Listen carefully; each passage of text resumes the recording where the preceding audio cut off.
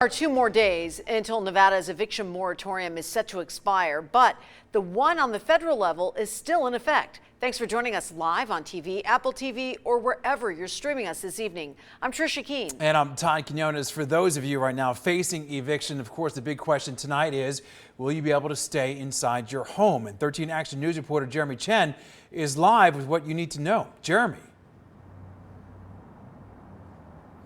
Yeah, Todd and Tricia, we've received messages into our newsroom from tenants worried about eviction, including a person at the apartment complex right behind me, the Cypress Springs apartment complex. Now, an attorney I spoke with says the most important thing tenants can do is to get this form right here, a CDC declaration form, to their landlords as soon as possible.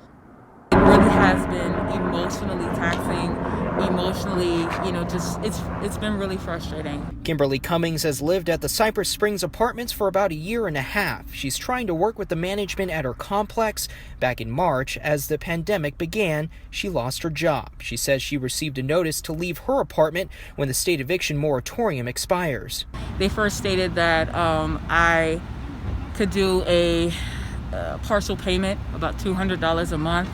However, within that same week, I want to say, they served me with a notice of non-renewal. She applied for unemployment benefits and rental assistance and is still waiting. She says she's trying to stay under the CDC's eviction moratorium. It's just been beneficial speaking to legal aid in the process of all of this.